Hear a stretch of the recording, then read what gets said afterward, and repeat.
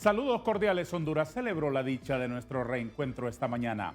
Ayer se anunció la conformación de un bloque de oposición ciudadana, es decir, un entramado político de distintas organizaciones para enfrentarse a las políticas públicas que impulsa el Partido Libertad y Refundación, actualmente en control del Poder Ejecutivo, del Poder Legislativo.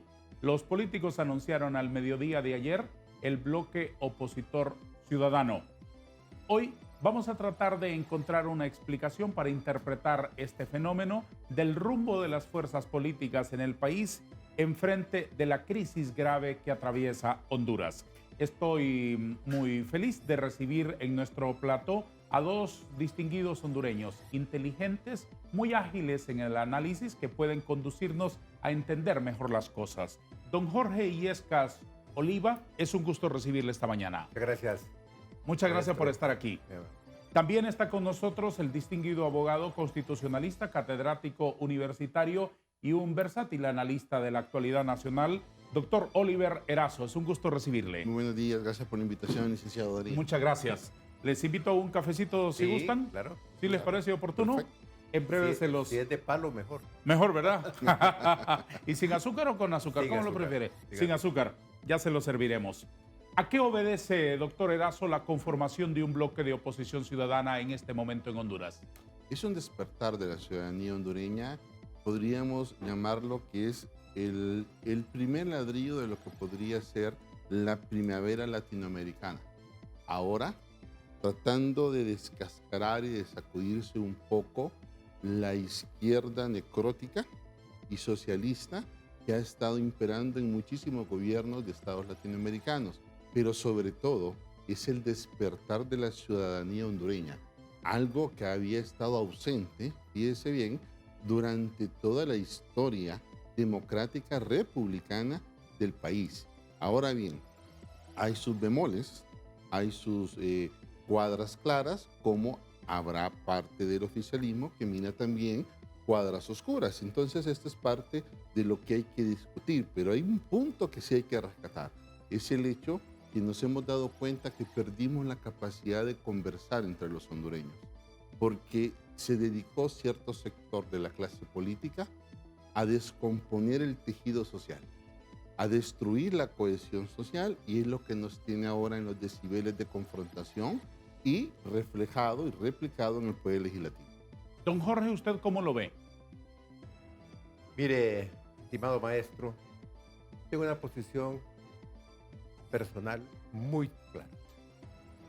Jorge Illescas Oliva ha luchado contra la corrupción toda su vida. Esa lucha me ha llevado a tener un exilio de 10 años. Y yo no puedo dar marcha atrás.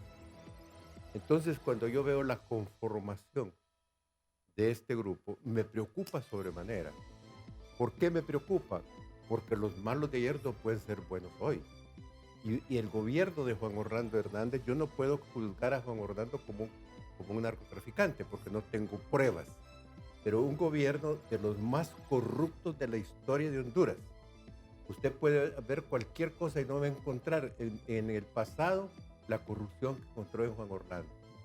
Usted estuvo en el Congreso y se dio cuenta la manipulación que se hacía ahí, la violación a la Constitución de la República para reelegir a Juan Orlando. Esos mismos que violentaron la Constitución hoy se vuelven demócratas, se vuelven respetuosos de las leyes, lo cual no es cierto. Nuestros partidos, el Partido Liberal y el Partido Nacional, necesitan una profilaxis. ¿Por qué? En el partido, muchos diputados hoy, en el Congreso del Partido Liberal, hicieron causa común con Juan Orlando. Y muchos de ellos pasaron los 8 años de Juan Orlando apoyando a Juan Orlando. Entonces, se necesita depurar. Nuestros dos partidos son dos partidos históricos que tienen una responsabilidad con nuestro país. Tenemos una responsabilidad. Yo soy liberal, pero yo no apoyo a los corruptos de mi partido, porque yo no me siento correligionario de ningún corrupto. Y no voy a olvidar los hechos del pasado en el presente únicamente por oponerme al gobierno actual. El gobierno actual tampoco tiene autoridad moral para hablar de honestidad, de transparencia, porque no lo están haciendo en el Congreso. Pero eso no me obliga a mí a aliarme con los que fueron enemigos de mi país hace pocos años, hace todavía 2 años atrás. Entonces esos bloques, yo creo que es necesario hacer un bloque de oposición. Es posible. Pero ¿cómo se debe integrar ese bloque de oposición? ¿Con los corruptos del pasado? No, señor. No puede ser. Entonces yo tengo a mí me da mucho pesar Salvador Narrala. Salvador es un hombre inteligente, es un hombre honesto, levantó la bandera de la honestidad, levantó la bandera de la corrupción. Y no concibo yo cómo ese hombre que levantó la bandera anticorrupción y que hizo un partido anticorrupción, hoy puede estar unido con los corruptos del pasado. Eso no, el pueblo hondureño no debe olvidar quiénes son los que le hicieron daño. Mire, el gobierno de Juan Orlando fue un gobierno nefasto.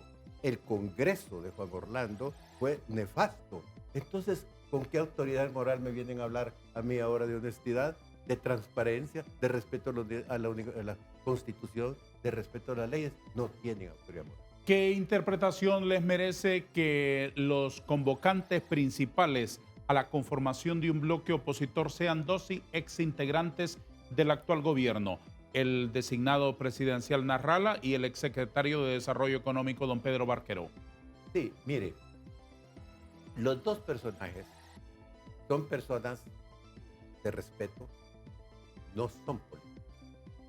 No entienden todavía todo ese engranaje político, todas las variables que se requieren en la política, ¿verdad? Entonces, por eso ellos de repente incluso se desesperan y hacen ese tipo de acciones. Yo no estoy en desacuerdo que haya un movimiento ante el gobierno. No estoy de acuerdo, un movimiento de oposición, pero debe tener autoridad moral el que va a hablar de anticorrupción, de respeto a la ley, de democracia, de respeto a los poderes de la independencia de los poderes del Estado, lo cual los señores que estaban ahí nunca lo han tenido. ¿El bloque opositor conformado ayer no tiene autoridad moral? No tiene autoridad moral. Doctor Erazo, ¿qué interpretación le merece a usted que estos 2 exfuncionarios del gobierno, bueno, el señor Narrala aún no ha renunciado, pero en la práctica es un exintegrante del equipo del gobierno, sean los convocantes a un bloque opositor y no haya partido la convocatoria de los teóricamente acérrimos enemigos del Libre? Vean, el tema de que estos 2 personajes, 2 actores, hayan convocado es una señal sumamente de urgencia para toda la hondureñidad. O sea, nos están diciendo algo no está bien en el gobierno y en el partido de gobierno. Y aunque haya sido votado por el pueblo hondureño, no puedo engañar al pueblo hondureño, fíjate bien, y devolverle mentiras, ¿ya?, en favor del voto depositado en las urnas democráticamente. ¿Por qué? Porque no estamos siendo ese Estado garante a través de la gobernanza para la democracia, para la república y para las libertades del pueblo hondureño. Entonces se enciende esa luz de alerta que no es nueva del ingeniero Salvador Narrala, que ha estado viniendo, lo ha estado denunciando y que también es congruente y conteste el licenciado Barquero cuando dijo esto no es de conformidad a la Constitución Económica del Estado hondureño. No me votaron por esto, o sea, no integré una alianza para esto que le están devolviendo hoy en el gobierno al pueblo hondureño. Entonces, simple y sencillamente, se apartan y señalan. ¿Y quién más prudente que señalarlo que alguien que haya formado parte del gobierno actual? Que eso es lo interesante, porque eso es como cuando te sacan una muestra en el laboratorio. No te van a sacar una muestra de la parte buena de tu cuerpo, te van a sacar una muestra de donde está el problema, donde está la patología, para evitar una metástasis en todo el cuerpo humano. Y ese cuerpo humano es el Estado.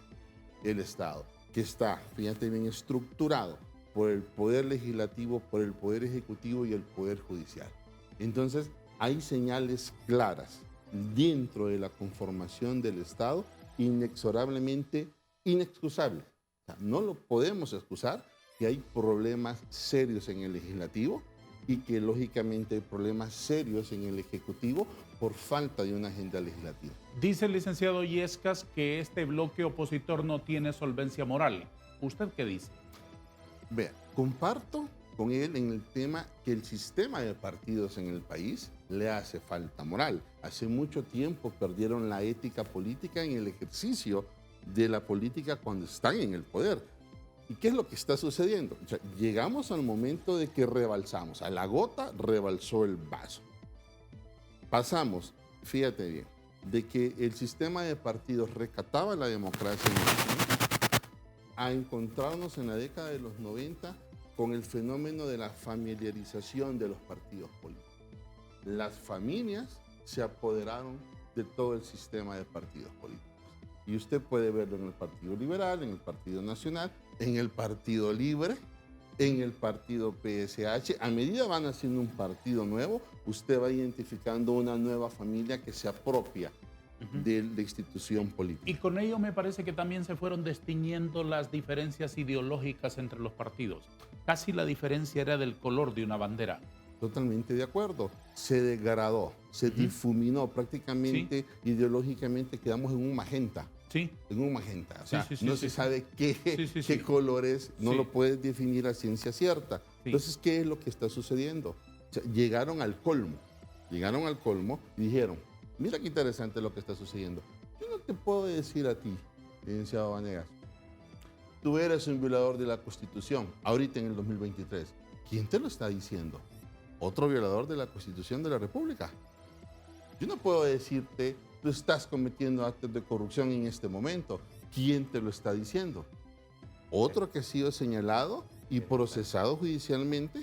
Entonces, eso crea una desesperanza absoluta en el elemento población del Estado hondureño. Entonces dice, bueno, ¿y aquí entonces por dónde me voy? ¿Qué camino tomo? Y es ahí donde llegamos al punto más crítico en este momento, de toda la nebulosa sociopolítica que está pasando. ¿Qué es lo que ocupamos realmente los hondureños para cambiar esta matriz? Reformas electorales reales. Ocupamos la ciudadanización de las mesas electorales para quitar aquel discurso. Es que usted no puede participar, licenciado Vanegas, porque usted no tiene estructura. ¿Ok? Entonces nunca vamos a elegir a un líder, fíjate bien, que sea una oferta electoral, porque nos condenan a los mismos de siempre, siempre. Que fue lo que sucedió en la elección pasada. Nadie fue a votar por la presidenta Xiomara Castro. Fueron a votar en contra de, pero no a elegir. Honduras no elige desde 1982 porque nos imponen el menú. Y usted dice, bueno, tengo hambre, hay que elegir en la democracia. ¿Y quiénes son los que vamos a elegir? Los mismos, aquí no hay para más. Esto lo comí ayer, esto lo comí antier. Bueno, probemos esto, aunque esto es el mismo plato de acá, lo único que le cambiaron fue el nombre. ¿Me entiende? Entonces, ¿qué es lo que sucede? Cuando usted tiene los mismos actores en diferentes canales partidarios, va a tener el mismo desorden. Don Jorge, ¿en qué contexto se produce la conformación de este bloque? En un contexto de una crisis estructural completa. Usted encuentra crisis en las iglesias, encuentra crisis en las Fuerzas Armadas, encuentra crisis usted en los partidos políticos, encuentra crisis usted en las organizaciones de sociedad civil. Hay una crisis estructural que hace bastante tiempo se viene manifestando. De ahí que también tengamos una crisis de liderazgo. No hay un verdadero liderazgo. Fíjese usted que no se trata de abrir las puertas para un montón de partidos, todo lo contrario. Esa cantidad de partidos que hay son la perversidad de la democracia. Eso está demostrado en diferentes países como Guatemala. Guatemala llegó a tener en el Congreso 23 partidos políticos. ¿Qué pasó? La gobernanza se hizo difícil porque el presidente tenía que comprar ese montón de diputados, porque no es que llegan mansas paloma. A mí me alegró mucho cuando Pepe Lobo y Juan Orlando hicieron un esfuerzo para transformar el Partido Nacional en un partido demócrata cristiano, pero solo fue el nombre, porque el partido siguió trabajando igual. el Partido Liberal necesita también una actualización, como la necesita el Partido. El Partido Nacional necesita una depuración completa y el Partido Liberal también la necesita. Hay que hacer un esfuerzo enorme, hay que quitarle el partido a esos grupos nefastos que le han hecho daño a nuestro país y a nuestros partidos, a nuestro pueblo. De eso no se escapa ningún partido, ni el Partido Libre. Mucha gente pensó que porque doña Xiomara es mujer, las mujeres son mejores administradoras, son reconciliadoras, y no es cierto. Ahora, licenciado y abogado, ¿qué momento vivimos en el mundo, particularmente en América Latina? El momento de las autocracias. Autocracias de derecha y autocracias de izquierda. Fíjese usted, Moisés Naim, uno de los grandes analistas políticos del mundo, hace poco sacó su último libro que se llama La revancha de los poderosos. Y ahí califica perfectamente las autocracias de izquierda y de derecha. Y los califica como de las 3P.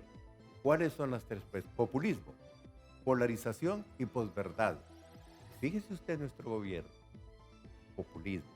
Anda repartiendo meriendas que son una vergüenza. Era un puño de frijoles, maseca,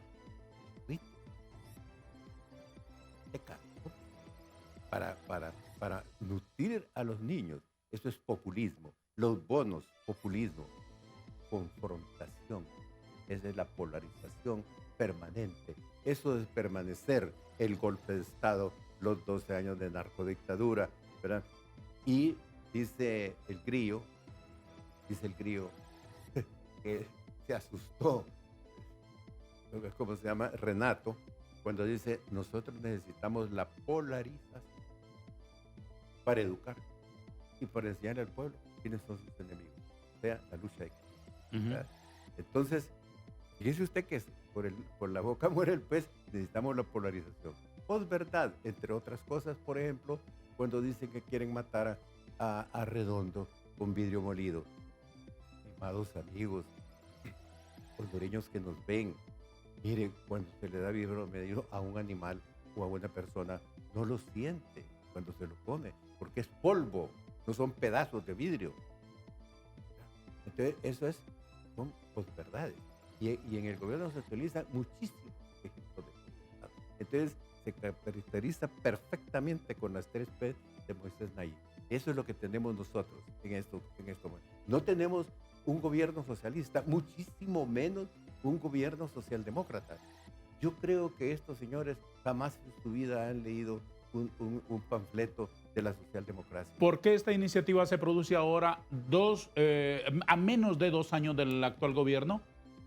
Mire, no sé exactamente por qué en este momento, pero la verdad que como se ven, digamos, muy acosados por el gobierno es muy represivo, es muy clasista, entonces orilla a la gente a buscar ese tipo de unidades. Pero además de eso, estas personas, excepto Pedro y Salvador, que se van ahí, necesitan ese tipo de aleros. Lo necesitan para darse un baño de democracia, porque no son demócratas. Vamos a una pausa, la primera de nuestro foro Hablemos con Hechos en TV Azteca. Retomaremos la conversación en menos de lo que canta un gallo.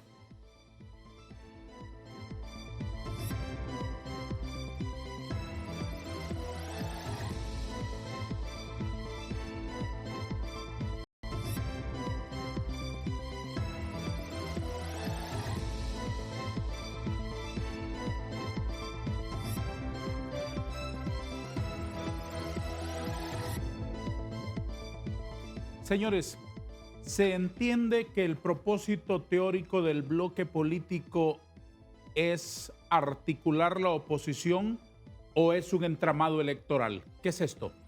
Yo considero, licenciado, que la intención original de Salvador y de Pedro era conformar un bloque electoral. Salvador habla de la necesidad de tener un candidato único en la unidad de todos los partidos de oposición. ¿Obedece eso a la debilidad estructural del Partido Salvador de Honduras en relación con la estructura fuerte de los otros partidos históricos? Pienso yo que más bien él cree que puede lograr conjuntar todas las fuerzas de oposición, porque se ven débiles aparentemente las fuerzas de oposición.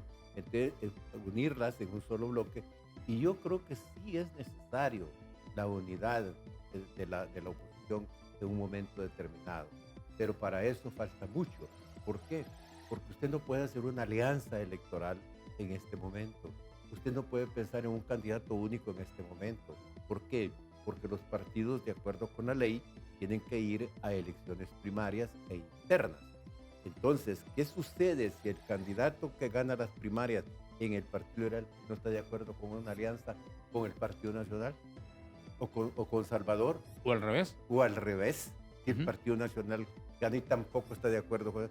Entonces, hasta que se pasan las elecciones primarias, entonces 6 meses antes usted puede incluso formar una alianza total o una alianza parcial. Una alianza total es con diputados y alcaldes y presidente. Parcial puede ser solo de diputados o de presidente. Desde luego. Pero además de eso, esas alianzas necesitan la ratificación de las convenciones de los partidos. Y eso está en el Partido Liberal, en el Partido Nacional Libre y incluso en todos los partidos. Abogado Erazo, este paso que han dado actores políticos de distintos grupos, relacionándolo con las recientes, no vamos a decir movilizaciones, pero sí manifestaciones de militares retirados y otros grupos en desacuerdo con las acciones del gobierno, van más allá de no estar de acuerdo con la política en educación, en salud, en generación de empleo, en la prevención de la inseguridad. ¿Es que perciben estos actores que el gobierno quiere llevar a una polarización ideológica mayor, hacernos retroceder a tiempos pretéritos de luchas de clases, de luchas políticas ya superadas en otros confines de la tierra? La respuesta es bien clara y imperativa y categórica. ¿Qué es lo que nos está devolviendo libre en el poder? Este es su primer acto en la elección de la Junta Directiva. Fuerza, uso de la fuerza en el ejercicio del poder. Y si comenzamos a analizar cada uno de los actos del ejercicio del poder que están haciendo, es al margen de la Constitución de la República y imperando el uso de la fuerza, bajo la premisa que esa es la única forma de llevar la refundación, ¿verdad? Que es su génesis, es la naturaleza de su existencia. Y entonces, ¿qué es la refundación? La refundación es el discurso caballo de Troya, pero detrás de ello, para lograrla, está la anarquía. Y la anarquía que hemos estado viviendo durante 1 año, 8 meses de gobernanza, porque nos han quitado absolutamente la paz, la armonía y han desintegrado totalmente la cohesión social. ¿La anarquía para qué? Es para lograr la refundación. El hecho de polarizar cada vez más el legislativo y no tener una agenda legislativa, ¿a qué responde? Responde a la ruta crítica de mantener una anarquía constante y actual para la meta objetivo principal, que es la refundación. Y esa ruta crítica, hablando del legislativo, pasa por llegar a polarizar el Congreso hasta paralizarlo y justificar una constituyente, ¿acaso, por ejemplo? Totalmente. El fin justifica los medios. Absolutamente. Hemos tenido parálisis legislativa de casi 2 meses para volver y hacer el qué. ¿Qué hicieron después de la parálisis legislativa? ¿Rectificó el poder legislativo? ¿Lograron consenso? ¿Construyeron puentes democráticos? No. ¿Que volvieron para qué? Para realizar una inconstitucionalidad. Publicaron un decreto sin que el acta había sido aprobada. Ni siquiera nació la vía del derecho.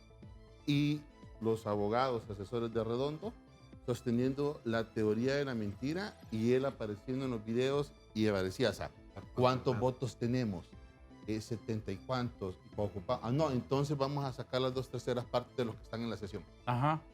Porque Es decir, las 2/3 partes de aquí somos él y yo. Así. Y punto. Punto. ¿Cuántos votos ocupamos para un mecanismo de consulta popular? Plebiscito referéndum. 106 votos, ¿sí o no?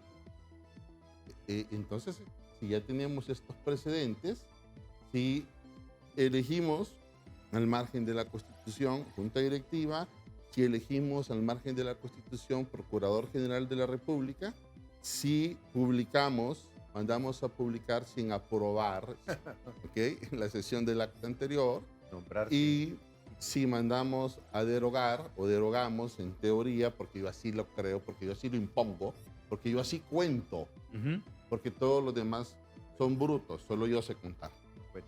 ¿Ok? Vamos a ver si la mayoría calificada es lo que viene. O sea, vea, cada vez han subido 2 rayitas más la tensión constitucional y social política del país. Ahora, ¿qué es lo que viene?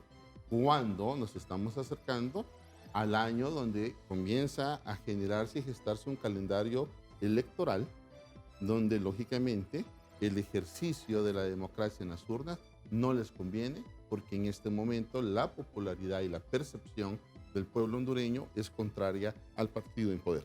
Unas últimas evaluaciones sobre este asunto del bloque de oposición, porque quiero recibir sus opiniones sobre otros tópicos de gran trascendencia nacional.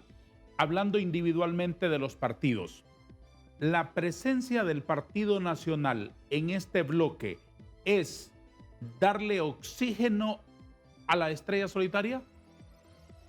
No es la presencia del Partido Nacional, es la presencia del juan-orlandismo en ese bloque, que es totalmente diferente. En el Partido Nacional hay gente muy honorable, hay gente muy calificada. Yo no la veo ahí, ¿verdad? Tampoco veo a los liberales que deberían de estar ahí, ¿verdad? No están ahí. El Partido Liberal fue un poquito más cauteloso porque mandó observadores, no miembros, y tiene que discutir si se incorpora o no se incorpora. Ojalá que la decisión del Central Ejecutivo sea no incorporarse, ¿verdad?, porque no es conveniente. Hay que hablar con don Salvador, hay que ilustrar a don Salvador políticamente, ¿verdad?, porque a él lo están utilizando, no se da cuenta que lo están utilizando. ¿Usted cómo ve la presencia del Partido Nacional ahí, doctor Erazo? Indiscutiblemente necesitan salvavidas, porque hay un punto que comparto totalmente con el licenciado Illescas, y es el hecho de que yo soy nacionalista, siempre lo he sido, mas no juan-orlandista. Correcto. Y el hecho de no ser juan-orlandista significó el exilio de mi propio partido. Harto, porque no puedo estar, fíjate bien, con el que enarbola las violaciones a la Constitución de la República y que ha generado el desastre, fíjate bien, y sostuvo, porque esto hay que hacerlo claro, sostuvo el desastre y desgaste del Estado constitucional democrático de derecho que inició y sembró el expresidente Manuel Zelaya Rosales. Esa es la realidad. Es que esta crisis no la crea el Partido Nacional. Quien engendra, quien le da vida en el vientre, es el expresidente Manuel Zelaya Rosales, vendiendo la teoría de un golpe de Estado que nunca fue. Fue un autogolpe que le salió mal, esa es otra historia. Y que la Comisión de la Verdad y, valga la tautología, la verdad documental, nos dice totalmente todo lo contrario a lo que mediáticamente ha manejado él y ha tratado de hacer creer que esa es la verdad. Entonces, lógicamente, esta es parte, mire, los actores dieron un sinsabor. Por ejemplo, en el Partido Liberal aparece la señora Vieda, inmediatamente la población hondureña dijo, esto huele a golpe. No es así. Hay cosas que hay que rescatar de la reunión de ayer, y es el hecho de que se volvieron a sentar los actores a conversar. Nosotros hemos perdido la capacidad de conversar política. Hemos totalmente alejado el diálogo para construir puentes de democracia, porque así nos han querido tener. Entonces, eso es importante, porque este es un alto, mire, punto. Ya no nos van a seguir precondicionando a la polarización. No. Aquí el poder, y tomemos el discurso de ustedes, reside en el pueblo. Entonces comencemos a estructurar a la ciudadanía consciente y lógicamente tiene que pasar por actores de liderazgo político.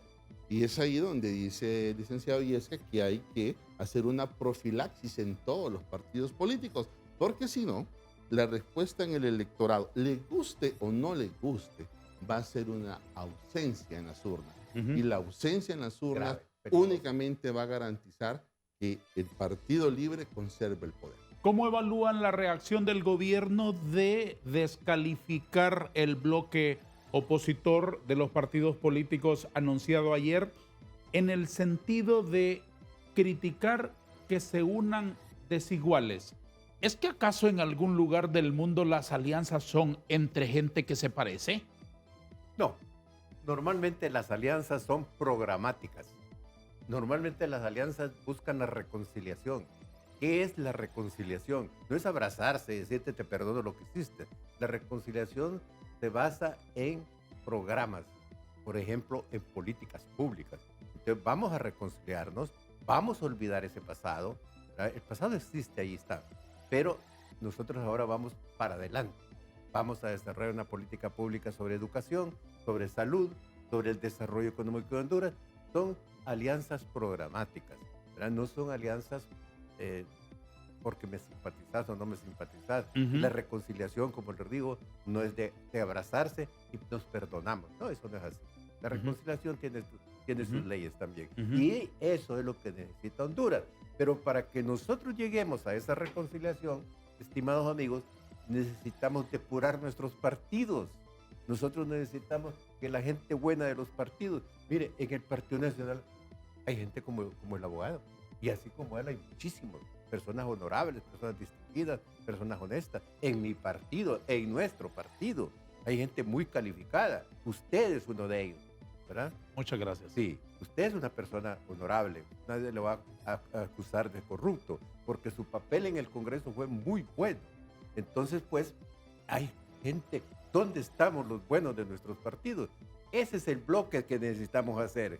El bloque de los buenos liberales y nacionalistas, e incluso algunos que ya están decepcionados de Libre. ¿Creen que este bloque se traslade al Congreso para hacer oposición sistemática, organizada? Mire, es probable, no lo dudo, porque el bloque, la mayoría que estaba ahí era el Juan Orlandismo, que le están haciendo el juego a Libre, porque la actitud de los nacionalistas en el Congreso Favorece a Libre. favorece a Libre, Sí. ¿verdad? Favorece. Entonces, Sí. entonces es cuando muchas personas dicen, estos están hablando, estos se están entendiendo, Ujú, son los mismos, ujú. ¿verdad?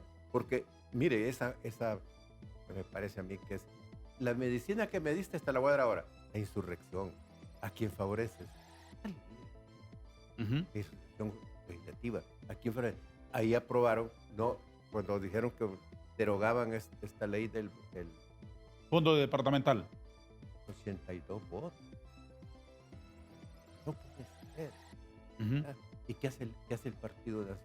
Entonces, lo que hace el partido en el Congreso es el juego a Libre. Libre está feliz con esa actitud de los nacionalistas. ¿Usted comparte?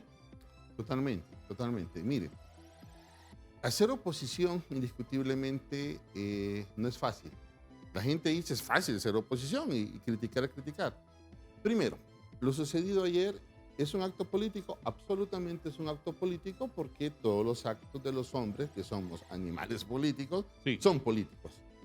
¿Cuál es el fin de esto? Bueno, medir en el transcurso de estos meses qué tan débil estamos como partidos políticos y hacer esa alianza.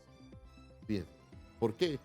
Porque yo consideré sumamente interesante, nunca nadie en un plan estratégico, en la guerra y en la política, uno se deja medir, se deja tallar, se deja pesar, porque si lo permites, te derrotan.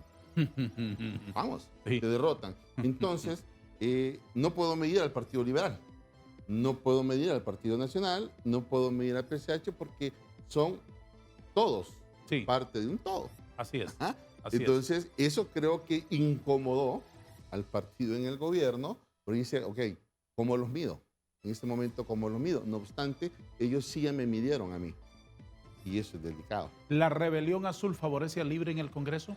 Sí, sí, Claro. claro que sí, ¿sabe por Claro. qué? Pero es que es como un nudo margarita, ¿no?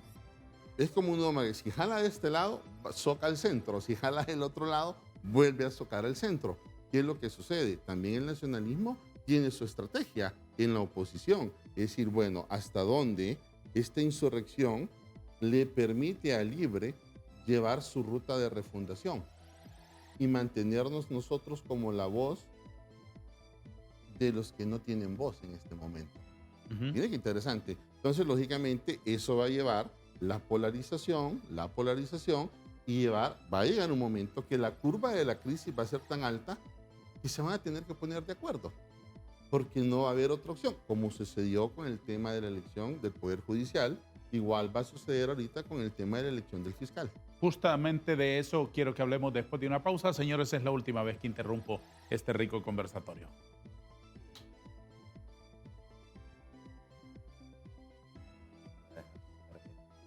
No ando tarjeta, pero inmediatamente lo voy a mostrar.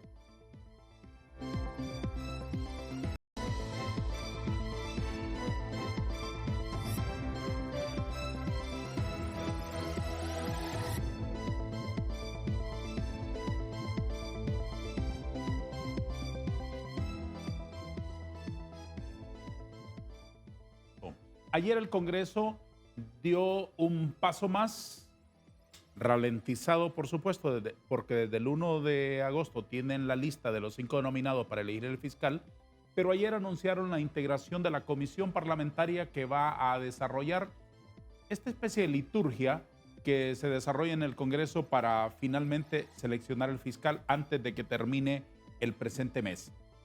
La comisión que anunció el diputado Luis Redondo está en una imagen que voy a ofrecerles aquí. No, es la lista de los diputados en la otra imagen.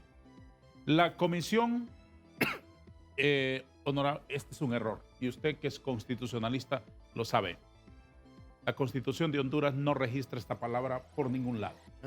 La Constitución de la República dice que el Congreso, el Poder Legislativo está integrado por 128 ¿qué?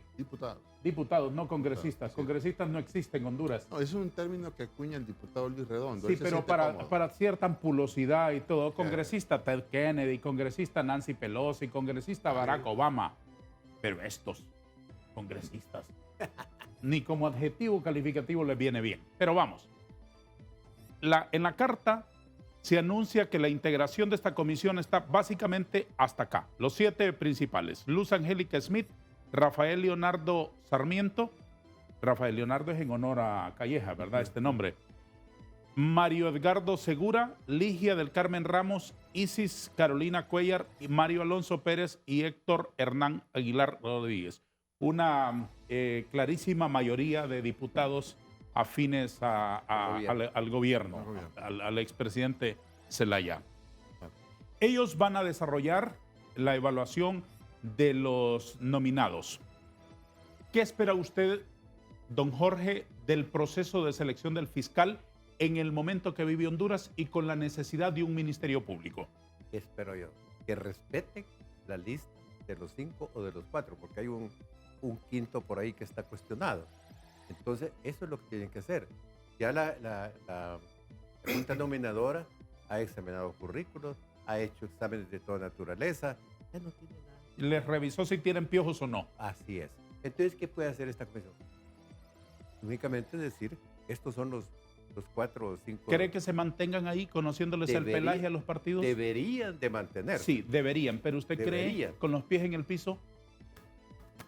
Vea, la situación está tan delicada que si no cumplen ahí, las consecuencias son fatales. Mire, licenciado, están contentísimos con el acuerdo del Fondo Monetario. Eso no es suficiente para la inversión. La inversión nacional y extranjera depende de la seguridad jurídica. Sí. Y ese sería un mensaje negativo, totalmente negativo. ¿Verdad? Porque está diciendo usted, no hay Estado de Derecho, no hay seguridad jurídica, no hay inversión. De nada sirve arreglar con el Fondo Monetario, con el grupo técnico, que el directorio todavía no lo ha aprobado, ¿el acuerdo? Y aún cuando lo acuerde, mire, sí. El Fondo Monetario avaló a Juan Orlando, acuérdese usted, confirmó el convenio, ¿verdad? Avaló todos los fideicomisos.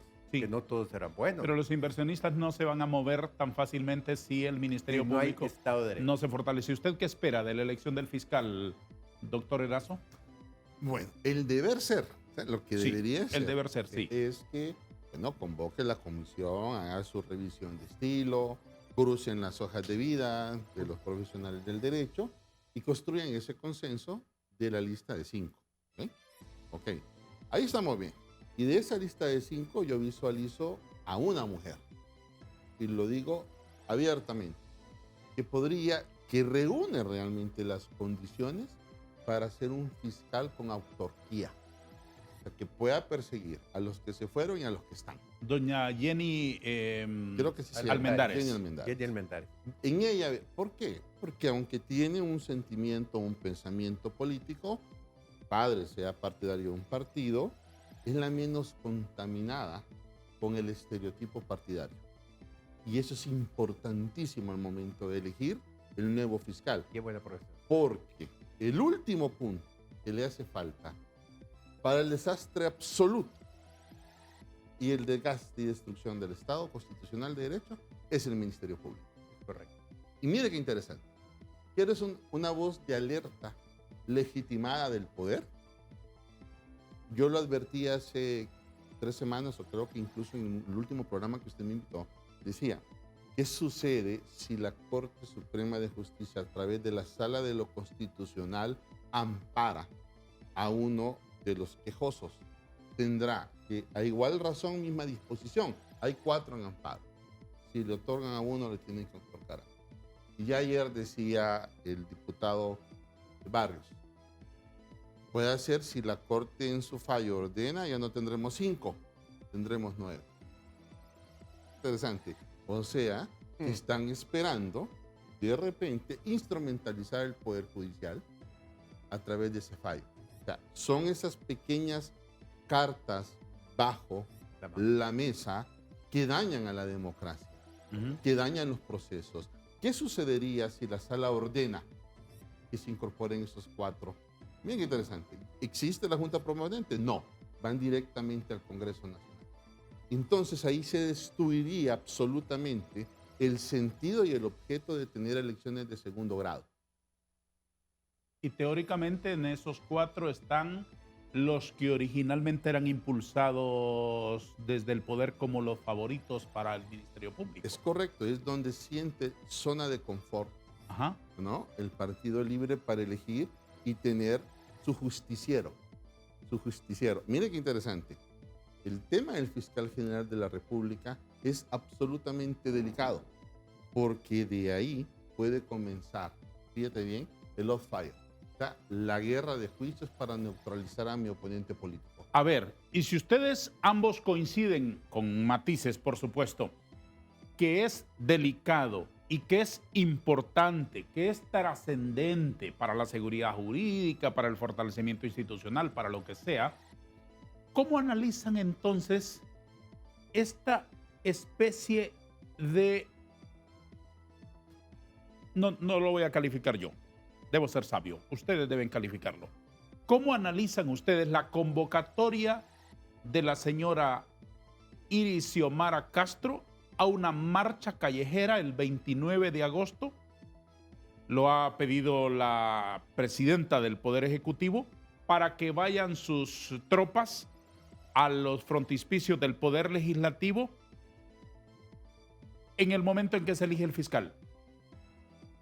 Una descarada intromisión en un poder del Estado. El Poder Ejecutivo debe mantenerse independiente, según la Constitución, del Poder Legislativo.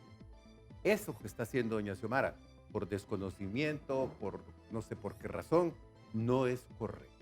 Ella debe dejar a los diputados, ¿verdad?, que tomen sus decisiones sin intervención. Eso es teórico.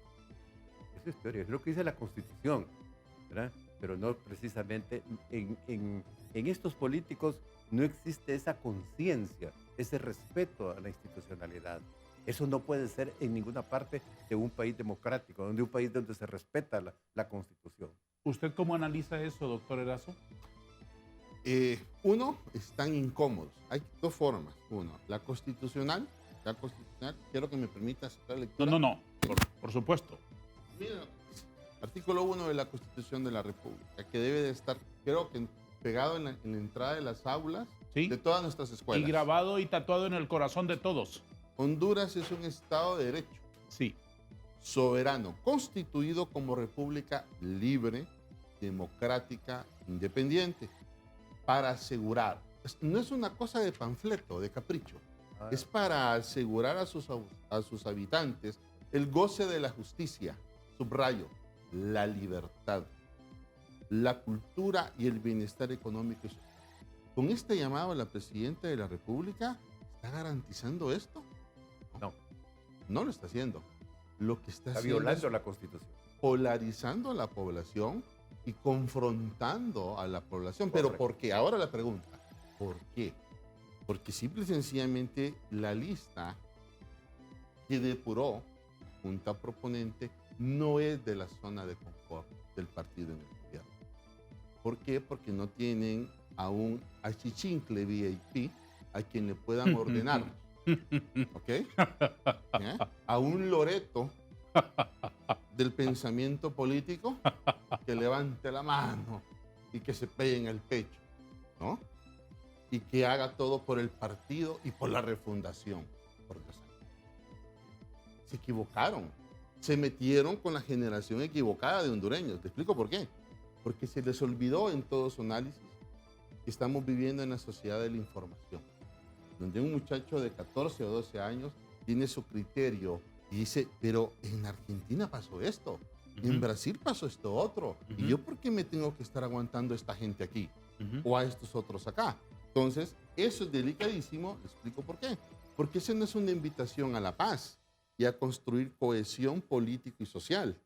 Eso es una invitación a la guerra, a confrontarnos en el barrio de aquel lado con este barrio. Y yo te pregunto algo, es que yo voy a pelear contigo para que el terrateniente siga teniendo más tierra, con el discurso de quitémosle a los pobres. Yo todavía estoy esperando en este proceso de refundación que me convoquen para ir a Catacamas y anotarme ahí y me den un pedacito de tierra del expresidente Zelaya.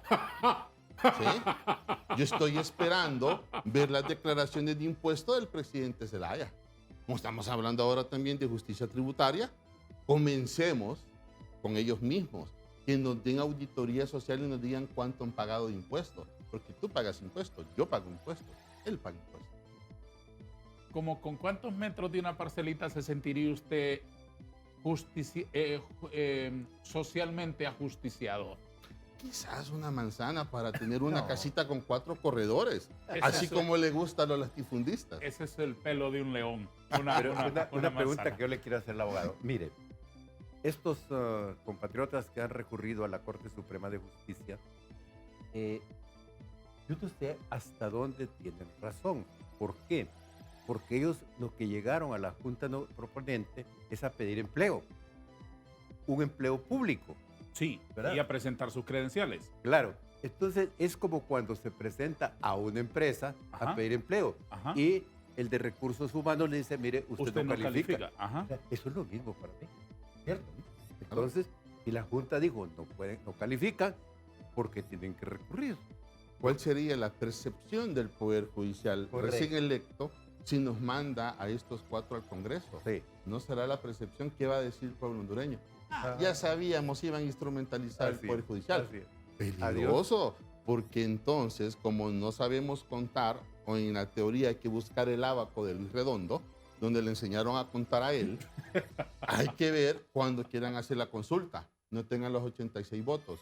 Y como manejan el discurso que es por el pueblo y para el pueblo y que el pueblo es el soberano, van a ir con la consulta sin los votos necesarios al Poder Judicial, a la Sala de lo Constitucional. Y es ahí donde tenemos que evitar la confrontación. No podemos seguir instrumentalizando el Poder Judicial. ¿Qué es lo peor que puede pasar en esta circunstancia de la elección del fiscal? Lo peor que puede pasar es que no respeten la propuesta de la Junta. Es lo peor que puede pasar. Eso es grave. Pero fíjese usted bien, cuando se hacen esas movilizaciones, ¿qué le dije yo? Son gobiernos autocráticos, no democráticos, ni socialistas. Son gobiernos autocráticos. Cuando hablo de la polarización, eso es polarización. Movilizar esas tropas es polarización. Entonces, pues, está dentro de ese marco de las 3P, el gobierno de las 3P. No se le olvide, el gobierno de las 3P. El populismo, sí. la posverdad, el populismo, la polarización Y la y posverdad. la posverdad. La crisis de Honduras y el rumbo de los políticos ha sido nuestro tema de análisis esta mañana con dos distinguidos invitados. Un saludo final al pueblo de Honduras, don Jorge Illescas. Sí, que espero yo que en las próximas elecciones el pueblo hondureño aprenda a votar, que vote por los que realmente le hacen una propuesta concreta, que han demostrado una vida democrática, que no vaya como carreta, como decía antes la gente. Si me ponen una escoba vestida, pero es de mi partido, voy a votar así. No podemos seguir votando por los corruptos, no podemos seguir votando por los ignorantes. Nosotros necesitamos, Honduras, el pueblo hondureño, merece respeto y tiene que aprender a votar. Don Oliver Erazo, un minuto final para una reflexión, por favor. Muchas gracias. El pueblo hondureño. Primero, no nos dejemos manipular ni nos dejemos llevar a la confrontación como ciudadanos. Segundo, debemos de generar y ser conscientes que llegó el momento de una acción democrática ciudadana y exigir los ciudadanos reformas electorales que nos permiten elegir una clase política absolutamente diferente y eliminar la costra política que hasta el día de hoy nos ha gobernado. Tercero, no sigamos manteniendo el discurso de polarización en el Poder Legislativo. Llegó el momento de que tengan destellos de luz para generarle paz, armonía y cohesión social al pueblo hondureño. No les pedimos ni siquiera riqueza, le pedimos que piensen en el bienestar de Honduras. Les agradezco mucho, señores. Que tengan un día feliz. A usted. Muchas gracias, Muchas doctor gracias. Jorge Illescas, Feliz día. doctor Oliver Erazo. Y a todos ustedes también, muchas gracias. Adiós.